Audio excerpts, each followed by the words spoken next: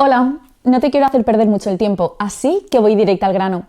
Si quieres escuchar el audiolibro completo, echa un vistazo al enlace en la descripción.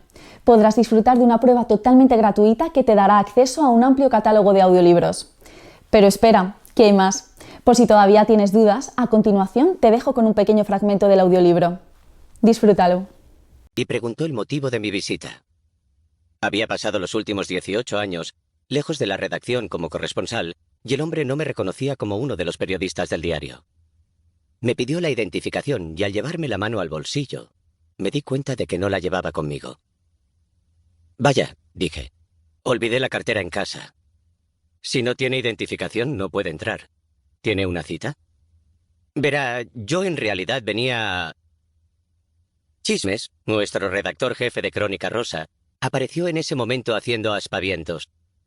¡Es el nuevo director! ¡Es el nuevo director! Una de las secretarias corría hacia nosotros para aclarar el malentendido, mientras el vigilante quería que se lo tragara la tierra, y yo me preguntaba si aquello no sería una señal de que todo iba a ser más difícil de lo que había imaginado. Después de todo, el tipo al que habían parado en la entrada era el más improbable de los directores de periódico que hubiera tenido el país.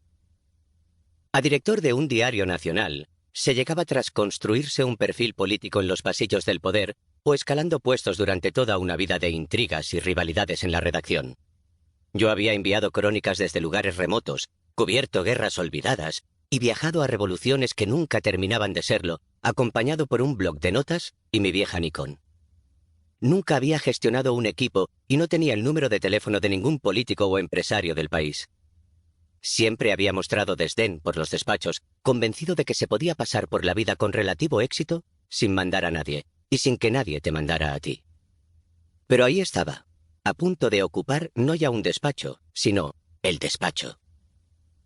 Entre las cuatro paredes del rincón más noble del diario, se habían tomado decisiones que habían tumbado gobiernos y hundido carreras políticas, resucitado otras, desvelado secretos de Estado y urdido las exclusivas más importantes de las últimas 3 décadas.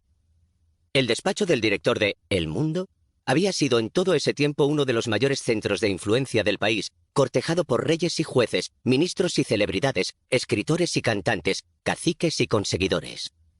Aunque había perdido peso en los últimos años, seguía siendo uno de los pocos lugares temidos por el poder.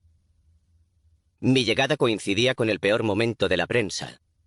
Nuestra circulación impresa había caído más de un 60% en los 7 años anteriores, ingresábamos la mitad en publicidad y vivíamos bajo una economía de guerra en la que se dejaban de cubrir noticias para no tener que pagar el taxi a los reporteros. El País nos había arrebatado el liderazgo en Internet, a pesar de haber sido los pioneros digitales de la prensa nacional. La redacción, desmoralizada, había sufrido años de reducciones de sueldos y despidos, ninguno más traumático que el del fundador del diario y director durante su primer cuarto de siglo de historia, Pedro J. Ramírez. Casimiro García Abadillo, durante años apodado el Príncipe Carlos, porque nunca terminaba de suceder a J., había durado 15 meses en el puesto cuando finalmente ocupó el despacho. El país vivía, además, el momento de mayor tensión política desde la transición a la democracia, con una economía herida, una élite que se aferraba atemorizada a sus privilegios, nuevos partidos que amenazaban el orden establecido y unos medios de comunicación, en su mayoría arrodillados ante el poder, que había aprovechado nuestra fragilidad para organizar el mayor y más coordinado ataque contra la libertad de prensa desde el final de la dictadura del general Franco. ¿Qué podía salir mal?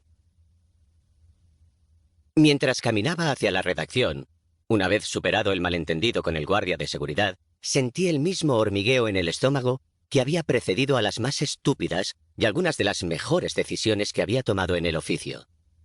Al ser enviado a mi primera noticia, Jiménez, manifestación en Carabanchel, vete para allá. Al aterrizar en Hong Kong, para inaugurar la corresponsalía en Asia, o cuando marché con fantasías sacadas de El año que vivimos peligrosamente, chaleco multibolsillo incluido, a mis primeras revueltas, desastres naturales y guerras. No tardé en descubrir que había escogido un trabajo que podía cambiarme y que si me descuidaba, no podría elegir de qué forma. Si volvía de una masacre en Borneo, me asaltaba la duda. ¿Me horrorizaría de la misma forma la siguiente? Si había vivido rodeado de cadáveres tras el gran tsunami del Índico y pasados unos días, su hedor se me hacía soportable, ¿Acaso me estaba importando menos la gente cuya tragedia había ido a contar? Si pasaba demasiado tiempo en lugares tomados por la hijoputez, donde vecinos que antes se pedían la sal ahora se degollaban, ¿cuánta de aquella oscuridad me llevaría conmigo de regreso a casa?